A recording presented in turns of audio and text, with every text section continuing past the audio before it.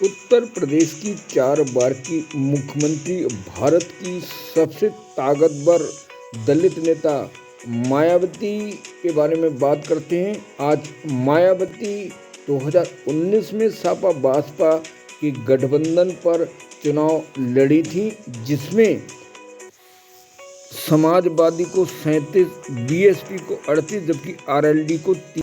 तीनों के बीच में गठबंधन की सीटों का फार्मूला तय हुआ था, जिसमें समाजवादी 5 और जबकि बीएसपी 10 सीटें चुनाव जीती। 2024 के लोकसभा चुनाव में प्रिंट और इलेक्ट्रॉनिक मीडिया अफवाह उड़ा रही है कि जो सपा बसपा के गठबंधन 2019 में 38 सीटों पर मायावती चुनाव लड़ी थी, जिसमें मायावती को तकरीबन 10 सीट पर जीत मिली, जबकि सपा को 5 सीटों पर जीत मिली।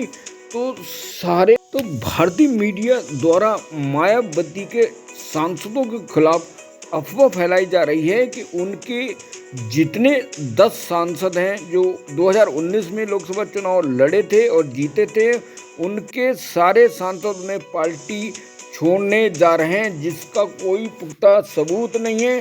जबकि मायावती पूरे दमखम पे 80 सीटों पर उत्तर प्रदेश में 2024 में लोकसभा चुनाव लड़ेंगी और 2019 के लोकसभा चुनाव में मायावती 38 सीटों पर लोकसभा चुनाव लड़ी सपा बसपा और आरएलडी के गठबंधन में, जिसमें 34 सीटों में से 10 सीटों पर मायावती को विजय प्राप्त हुई, जबकि 24 सीटों पर मायावती दूसरे नंबर पर रही, बसपा दूसरे नंबर पर रही।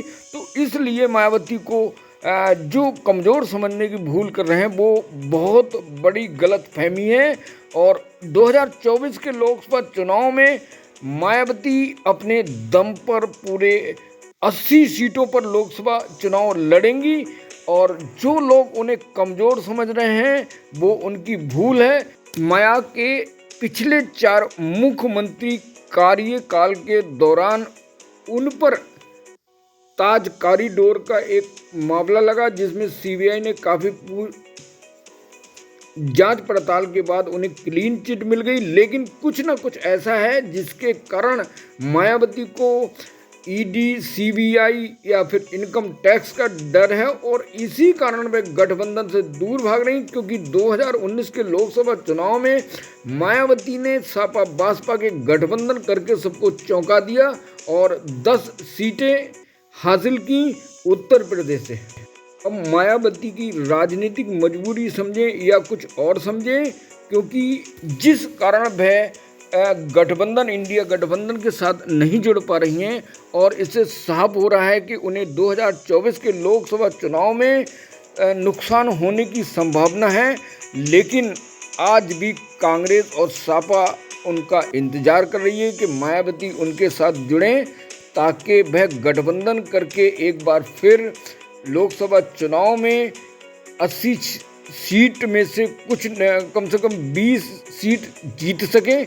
लेकिन गठबंधन ना होने की स्थिति में मायावती कमज़ोर हैं। दूसरी तरफ जो विपक्ष है उनने अफवाह फैला दी है कि मायावती के पास अगर मुस्लिम जाता है तो उसको मायावती जो होंगी जीत के बाद वो बीजेपी के साथ चली जाएं। इसलिए जो मुस्लिम मतदाता है उनके कान खड़े हो गए और वह समाजवादी के साथ कनेक्ट हो रहे हैं। इसके कारण मायावती को बहुत बड़ा नुकसान होने के चांस बन रहे हैं। इसलिए आज उत्तर प्रदेश में, देश में इंडिया एनडीए के गठबंधन पे, इंडिया गठबंधन को मजबूत करने के लिए मायावती को साथ आना चाहिए।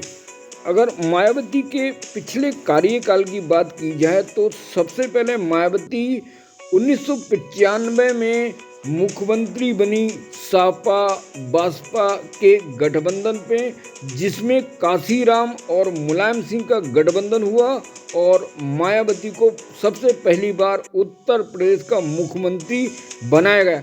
उसके बाद दूसरी बार 1996 में बीजेपी और समाजवादी के बीच गठबंधन हुआ, जिसमें कल्याण सिंह को मुख्यमंत्री बनाया गया। लेकिन ये गठबंधन ज़्यादा दिन नहीं चल सका। 1997 में सपा और बसपा का गठबंधन हुआ, जिसमें मायावती बिलसी से चुनाव लड़ी थी और जीती थी। और फिर दूसरी बार मायावती उत्तर प्रदेश की मुख्यमंत्री बनी, जबकि तीसरी बार 2002 में माया और मुलायम का गठबंधन हुआ, जिसमें मायावती हरौरा जहांगीरगंज से चुनाव जीती थी और तीसरी बार मायावती को मुख्यमंत्री बनाया गया। और जिनका गठबंधन ज़्यादा दिन नहीं चल सका और गठबंधन टूटने के बाद सपा बसपा का राजनाथ सिंह को सीएम बनाया गया और कांग्रेस के प्रमोद तिवारी एनडीए के घटक बने और राजनाथ सिंह को मुख्यमंत्री बनाया। उसके बाद 2007 में मायावती फिर चौथी बार मुख्यमंत्री बनी, जो एमएलसी थी और मुलायम सिंह गुन्नौर से चुनाव लड़े थे। दोनों के गठबंधन के बीच मायावती को मुख्यमंत्री बनाया गया उत्तर प्रदेश का चौथी बार, जिसमें बीएसपी को विधानसभा चुनाव में 200, बीजेपी को 51 और समाजवादी को 97 और कांग्रेस को 22 सीटें मिली। 2019 के लोकसभा चुनाव में सपा बसपा के गठबंधन पे मायावती ने 10 कौन सी सीटें जीती उनकी बात करेंगे, जिसमें अंबेडकर नगर से बीएसपी के रितेश पांडे जीते, जबकि बीजेपी के मुकुट बिहारी 95,880 वोटों से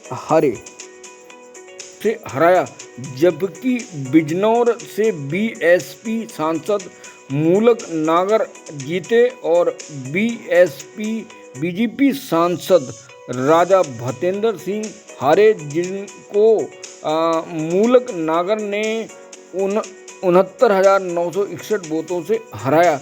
और अगर घोसी लोकसभा सीट की बात करें, जहां से बीएसपी के अतुल कुमार सिंह ने बीजेपी के सांसद हरि नारायण राजभर को 1,22,568 वोट से हराया, जबकि लालगंज लोकसभा सीट से बीएसपी संगीता आज़ाद ने नीलम सोनकर को 1,61,597 वोटों से हराया। अगर सहारनपुर लोकसभा सीट की बात की जाए तो यहाँ पर हाजी फजल उर रहमान ने बीजेपी सांसद राघव लखनपाल को 22,447 वोट से हराया। और अगर श्री बस्ती लोकसभा सीट्स की बात करें, जहां पर बीएसपी के राम शिरोमणि ने बीजेपी के दद्दन मिश्रा को 5,320 वोट से हराया।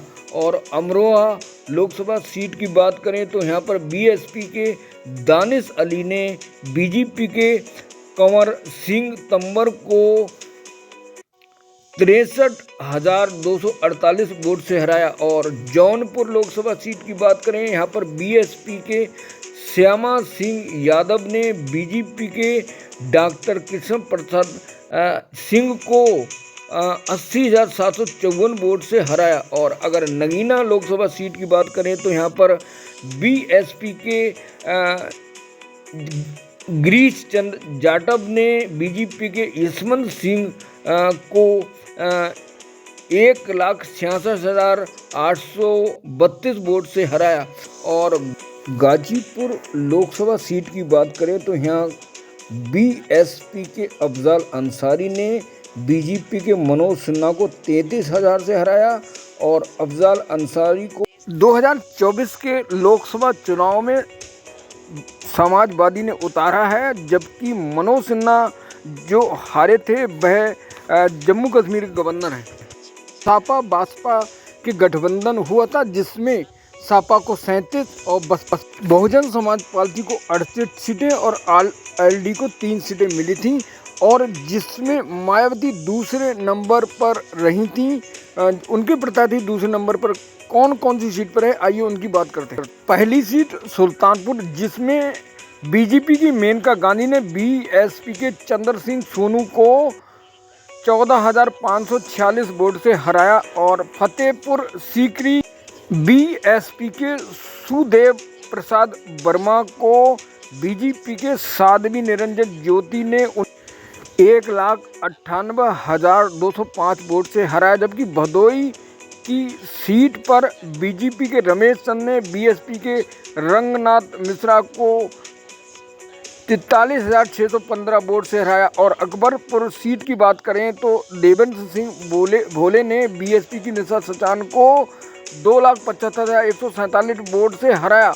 और अंबेडकर नगर से बीएसपी के रितेश पांडे जीते, जबकि बीजेपी के मुकुट बिहारी हारे थे, जिन्हें 95,880 वोटों से हराया। आंवला में धर्मेंद्र कश्यप ने बीएसपी की रुचा बीरा को 1,13,347 वोट से हराया। जबकि बस्ती लोकसभा सीट से बीजेपी के हरीश द्विवेदी ने बीएसपी के राम प्रसाद चौधरी को 30,354 वोट से हराया। और इस बार 2024 में राम प्रसाद चौधरी को समाजवादी ने टिकट दिया है।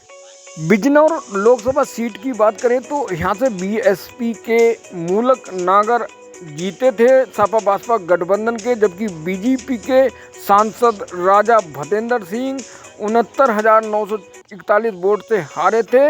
इस बार जो मूलक नागर हैं वो आरएलडी के जाते दिख रहे हैं कि मायावती को छोड़ने का प्लान है। तब देखते हैं आगे क्या हो।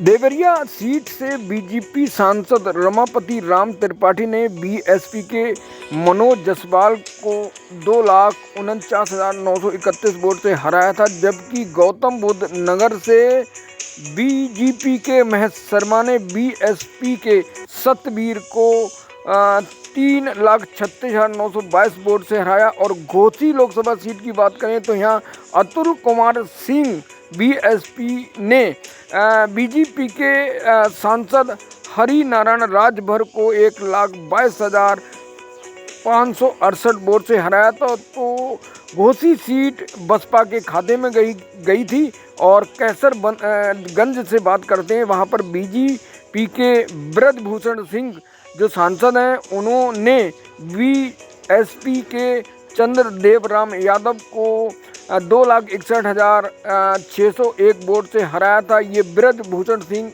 वही हैं जिन पर जो महिला रेसर थी उन पर हरेसमेंट का आरोप है और बहुत विवादों में, इसके कारण बीजेपी 2024 में इनका टिकट काट रही है। लालगंज से बीएसपी सांसद संगीता आज़ाद वाल्मीकि ने नीलम सोनकर को 1,61,557 वोट से हराया था। ये संगीता आज़ाद वही सांसद हैं जो मानसून सत्र के दौरान पीएम मोदी से मिल चुकी हैं और उत्तर प्रदेश के सीएम योगी आदित्य से मिल चुकी हैं। और राजनीतिक हलकारे में ऐसा मीडिया में सुनने को मिल रहा है कि जो संगीता आज़ाद हैं वो बीजेपी ज्वाइन करेंगे। मिश्रिक लोकसभा सीट की बात करें तो यहाँ से बीजेपी सांसद जो चुने गए थे वो अशोक कुमार रावत थे, जिन्होंने बीएसपी की डॉक्टर नीलू सत्यार्थी को 1,06,072 वोट से हराया, जो दूसरे नंबर पर रहीं। और सीतापुर से बात करते हैं, जहां पर बीजेपी सांसद रमेश वर्मा ने बीएसपी के नकुल दुबे को 1,08,33 वोट से हराया था। और हमीरपुर में बीजेपी के कुंवर पुष्पेंद्र सिंह चंदेल ने बीएसपी के दिलीप कुमार सिंह को 2,48,652 वोट से हराया था। और मोहनलालगंज की बात करें, यहाँ से बीजेपी सांसद कौशल किशोर ने बीएसपी सीएल वर्मा को 90,229 वोट से हराया। और बांसगंज से बीजेपी सांसद कमलेश पासवान ने बीएसपी के सदर प्रसाद को 1,53,468 वोट से हराया था। डुमरियागंज से बीजेपी सांसद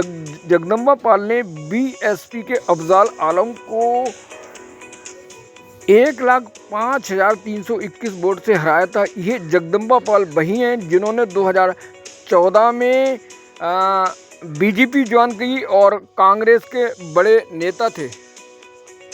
मेरठ से बीजेपी के राजेंद्र अग्रवाल ने बीएसपी के याकूब कुरैशी को 4,729 वोट से हराया था। और प्रतापगढ़ की बात करें, यहाँ से बीजेपी के संगम लाल गुप्ता ने बीएसपी के अशोक त्रिपाठी को 1,70,552 वोट से हराया था। और फर्रुखाबाद की बात करें, यहाँ से बीजेपी के मुकेश राजपूत ने बीएसपी के मनोज अग्रवाल को 2,21,702 वोट से हराया था। बुलंदशहर की बात करें, यहाँ से बीजेपी के भोले सिंह ने बीएसपी के योगेश वर्मा को 2,90,057 वोट से हराया था। मछली शहर की बात करें, यहाँ से बीजेपी के बीपी सरोज ने बीएसपी के त्रिभुवन राम को मात्र 181 वोट से हराया था। जबकि शाहजहांपुर की बात करें, यहाँ से बीजेपी के अरुण कुमार सागर ने बीएसपी के अमरचंद जौहर को 2,68,418 वोट से हराया था। अगर श्रावस्ती लोकसभा सीट की बात करें, तो यहाँ से बीएसपी के राम शिरोमणि ने बीजेपी के ददन मिश्रा को 5,320 वोट से हराया। और अमरोहा में बीएसपी दानिश अली ने बीजेपी के कमर सिंह तब्बर को 63,248 वोट से हराया। और जौनपुर में बीएसपी के श्याम सिंह यादव ने बीजेपी के डॉक्टर कृष्ण प्रताप यादव को 80,754 वोट से हराया। जालौन से बीजेपी के भानु प्रताप सिंह ने गठबंधन सपा बसपा के अजय सिंह को 1,58,370 वोट से हराया था। और अलीगढ़ से बीजेपी के सतीश कुमार गौतम ने बीएसपी के अजीत बालियान को 2,29,261 वोट से हराया था। और नगीना में से बीएसपी के सतींजन जाटव ने बीजेपी के डॉक्टर स्पंसन्ना को 1,66,832 वोट से हराया था। और गाजीपुर लोकसभा सीट की बात करें, तो यहाँ से बीएसपी के अफजाल अंसारी ने बीजेपी के मनोज सिन्हा को 33,000 से हराया था। और अफजाल अंसारी 2024 में समाजवादी के टिकट से लड़ रहे हैं। और मनोज सिन्हा जो हैं वो जम्मू कश्मीर के गवर्नर हैं। दोस्तों, 2024 के लोकसभा चुनाव में मायावती ने 38 सीटों में से 24 सीटों पर दूसरे नंबर पर रहीं और 10 सीटें उन्हें जीत ली थी। तो उन्हें कमज़ोर समझना कमज़ोर लोगों की भूल है। मायावती 2024 में 80 लोकसभा सीट में लड़ेंगी और वहां पर अच्छा रिस्पांस मिलेगा, अच्छी सीटें निकलेंगी। तो अब देखते हैं 2024 में मायावती बीजेपी और समाजवादी से किस तरह फाइट करती है। उधर समाजवादी पार्टी पूरे दम खम के साथ कांग्रेस के साथ गठबंधन हो गया और वो धरातल पर उतर रहा है। बहुत जल्दी वो यूपी में चुनाव होने वाला है। 2 हफ्ते बचे हैं, तो 2 हफ्ते बाद आचार संहिता लग जाएगी। फिर यूपी में त्रिकोणीय मुकाबला होने के चांस हैं। और देखते हैं कि बीएसपी समाजवादी बीजेपी को किस तरह लीड देती है।